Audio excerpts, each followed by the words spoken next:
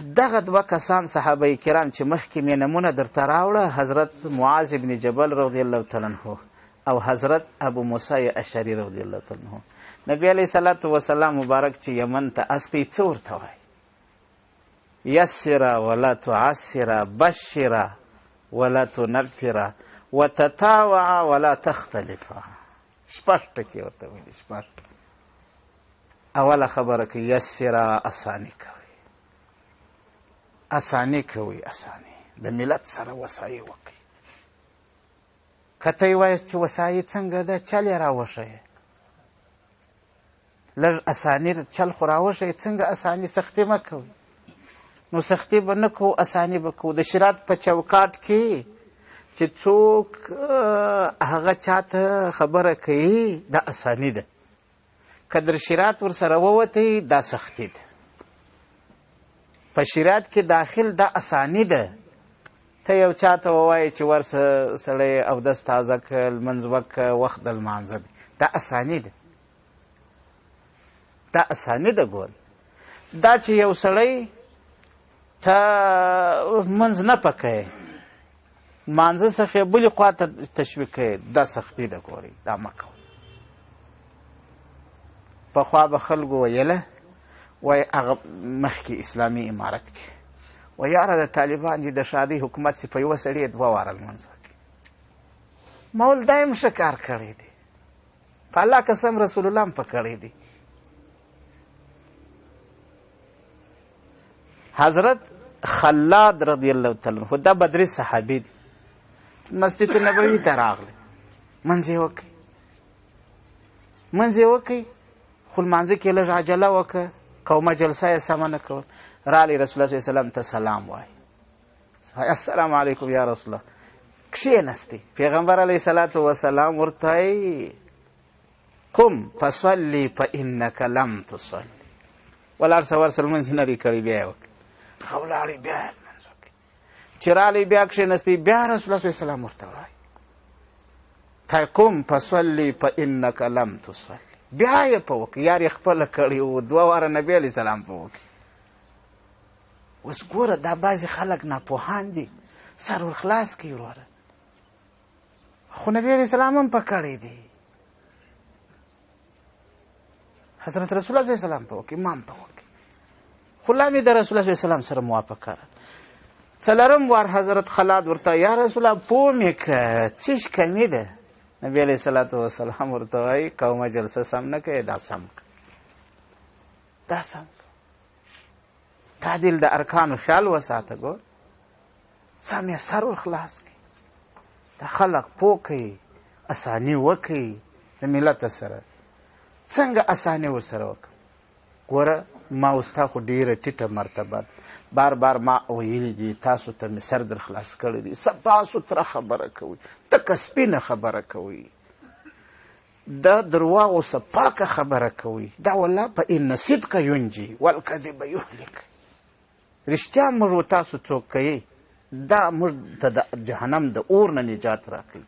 درواغ مې دوژخ ته رهبره کوي. ګورئ سپینه خبره، پاکه خبره، دا کې هېڅ مشکل نشته. ما و تا هاسې خلک یو چې دغه د صحابي پر جامه کم ګرز دوړېدلی دی، دا هم در ما و تا بهتر دی. هغه ګرز هغه هم در ما و تا بهتر دی. عبدالله بن مبارک هاسې محدث دی، هسې مجاهد دی، بې جرح، در اوسه چا جرح هم نه ده پر کړی. هسې زما استاد وطن دی، د دې نیمروز ولایت دی. عبدالله بن مبارک د امام بخاري په استادانو کې دی، د امام ابو حنیفه رحمه الله د شاګردانو په شاګردانو کې. هغه ته یو سړی رالی، یو سوال جنې کوي. تای صاحب هغه ورته ورته وایي امیر معاویه رضی الله عنه بهتر دی که عمر بن عبدالعزیز رحمه الله؟ امیر معاویه رضی الله عنه صحابي دی، عمر بن عبدالعزیز دا عادل امیر المؤمنین دی، تابعی دی. هغه ورته عجیبه سوال دی وکړي. د امیر معاویه رضی الله عنه په پزه چې کم ګرز د جهاد د رسول الله سره ننوتلی دی، هغه هم پر عمر بن عبدالعزیز بهتر دی. ای چې پر دی کس باندې بهتر دی ګرځې. هغه پر جامه چې کم ګرد نه دوړېدلی دی هغه پر حضرت عمر بن عبدالعزیز رحمه الله بهتر دی. حضرت عمر بن عبدالعزیز په دې امت کې هسې شخصیت دی که د تابعینو د دور نه وروسته د امت مسلمه ټولې نیکۍ راواخلې. د اشرګاه پر میدان د ترازو په یوه پله کې واچوي د عمر بن عبدالعزیز ته په بله پله کې واچوي د ده به پر درنګي. هسې شخصیت دی چې پر هغه هم بهتر دی نو پر ما و تا خو بیخي بهتر دی. هغه حضرت رسول الله صلی الله علیه و وسلم د صحابه کرامو سره څنګه گزاره کړ؟ امیر ته وایم، وزیر ته وایم، والد ته وایم، رئیس ته وایم، ولسوال ته وایم، قمندان ته وایم، امنیت ته وایم، ټولو ته وایم، مشران ټولو مسؤلینو ته وایم، ټولو مجاهدینو ته وایم، ټولو ولس ته وایم. الله په خاطر د دې مجاهدینو قدر وکړي. قسم په الله چې کم مجاهد پر پیرا ولاړي د دې اعزاز یوازې الله پاک ته معلوم دی. زموږ د زمانې ذهنونه زموږ کوچني دي، موږ ته نه راځي دا په ذهن کې چې دا څه د دې رتبه غټه ده. ګورې حضرت رسول الله صلی الله علیه وسلم ناست دی په یو کوټه کې، دا کوټه ټوله ډکه ده. یو صحابي رالی حضرت جریر بن عبدالله رضی الله تعالی عنه، کوټه کې شاوخوا وکته ځای نسته، چیرې کښېني؟ نو د باندې ګونډه کت کړه، دروازې سه د باندې کښېني. پیغمبر علیه صلات وسلام خپل پټو وپیچي ورته راویې غورځوي، وایي جریر زما پټو اوار که پر کښېن. رسول الله یې دونه قدر کوي. امیر صاحب، والی صاحب، ولسوال صاحب، وزیر صاحب، رئیس صاحب، قمندان صاحب، د دې اتل مجاهد پوښتنه به الله په حشرګاه کې درڅه کوي چې تا یې څه قدر کوي. پام پام پام چې په دې ته په خواره سترګه ونه ګورئ، دنیا به هم درته باکي، آخرت به هم درته باکي. دا پر چک پینو نه دي چې ولاړ دي. زه چې کله کله پر راسم بدن مې لرزوي چې دا خو د الله تعالی یو دوست ولاړ دی که نه. زموږ حیثیت د دې در حیثیت ډېر ټیټ دی، ډېر ټیټ دی.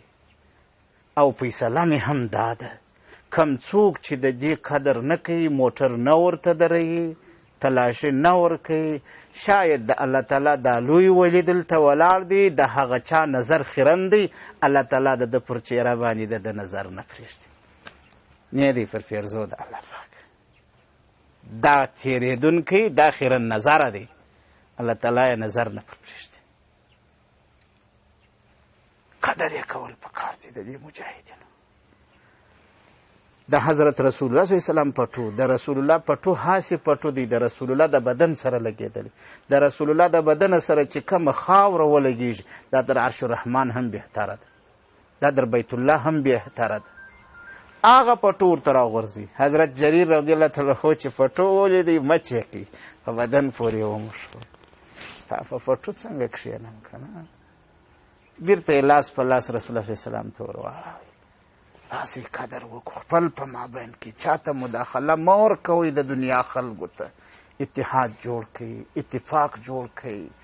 دغه موټران وو، دا منصبونه وو، دې چوکۍ وو، دې ریاستونه وو، وزارتونو، دې ته لته ورکړئ. دا ستا مجاهد، دا در ریاست لوړ دی، دا در بست لوړ دی، دا در وزارت لوړ دی، دا پر دې شیانو مه خوابدۍ کوه. دا ښه یاد ساتئ.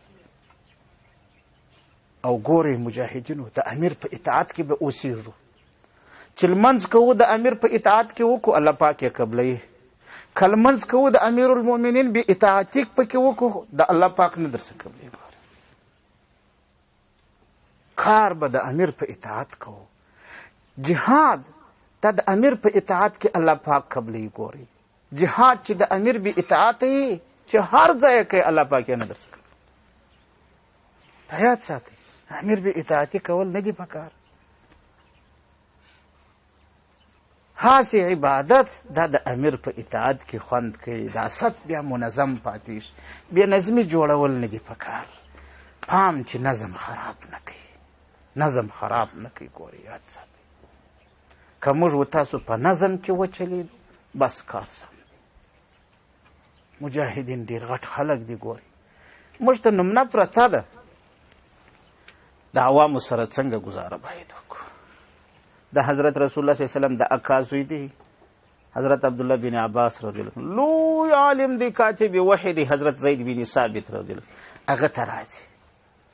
چې رالی چې ویلی دی هغه په آس پریږي، د کور مخ ته دی، کور د هغه دی، دی ورته رالی د آس کیزه یې ونیوه، رکیب ورته سموي. ورته د خدای بنده ته د رسول الله د اکا زوی غټ سړی دی. اوه زما خپله رایه دا ده چې د مشر سړي زامن کار کوي ښه خوند کوي، دا ښه خوند کوي که نه؟ مشر چې خپله کار کوي دا ښه خوند کوي، دا ډېر خوند کوي. خو دا زړه ښکاره کېږي نه. زه چې مجاهد ته د چای ګیلاس ور ډک کړم زه خوشحاله سم، زړه مې ولا خوشحاله سي. چې دی یې را ډک کړي ولا که مې زړه خوشحاله کېږي، زړه مې نه وي خوشحاله، نه څه وجه ده. لاړ سم دا ځه سه، دا زړه مې داسې دی پیکه غوندې دی، خفه غوندې. زه هم کشکې دا مجاهد ته دا ګیلاس ما ور ډک کړی وی. دا ډېر غټ خلک دي ګورې. دا د رسول الله صلی الله علیه وسلم د اکا زوی دی، پلار یې صحابي دی حضرت عباس رضی الله تعالی عنه، دی رئیس المفسرین دی. هغه د حضرت زید بن ثابت رضی الله عنه د آس کیزه نیسي، رکیب ورته سوی، پښه کې کښېږده، په آس یې سپور کوي. ورته وایي ته خو د رسول الله د اکا زوی. دی څه ورته وایي؟ وایي هکذا امرنا ان نفعل بکبرائنا وعلمائنا. موږ ته دا امر سوی دی چې د خپلو مشرانو د خپلو علماو به داسې عزت کوو، داسې به ورسره کوو. هغه ورته لاس راښکاره. حضرت عبدالله بن عباس رضی الله عنه چې لاس ورته راښکاره کوي، د پر لاس مچ کوي.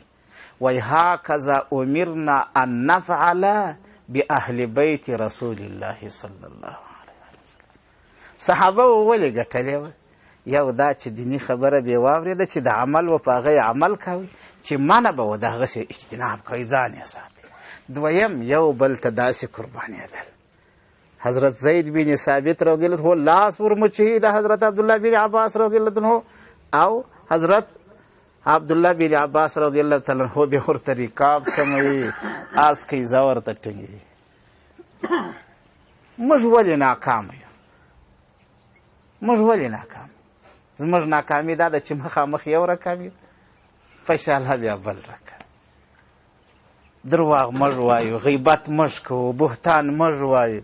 شی الله رب العزت دی دا ټول غټ ټلیفونونه ورکړي. کذاب اشیر په دنیا کې غټ ټلیفون دی. په یوه ګړي کې باچهي درته ونیسي، په یوه ګړي کې در سوه بایلي. داسې درواغان خورېږي پکښې، شی لا نه وي. ته یې به هم لیدلي څونه ټاکنې کې کړي، دا یې درواغ یې خواره کړي. پوښتنه وکړې دا ټاکنې رښتیا یا دا دغه خبره ده؟ ښه او چا نشر که الله دې د بیخ وباسي. داسې درواغ وایي که نه. او دا چې ورسره نااموخته خلک یي، د دې په درواغانو نه پوهېږي، هغه بیا ژر بل ته پسې واستي. هغه بل هلکه دا خو رسول الله وایي، ته هم یو د کاذبینو سرچینه. هغه چې کوم چا چې درواغ وویل، تا د هغه درواغ نقل که، ته هم یو درواغجن. دا صریح ناست دی. او بل حدیث دی کفا بالمرء کذبا ان یحدث بكل ما سمع. دونه درواغ هم بس دی چې هسې یې واوري نشر کوي. د دوزخ د بیولو دپاره دونه بس. لږ احتیاط کول پکار دی، لږ تحقیق کول پکار دی.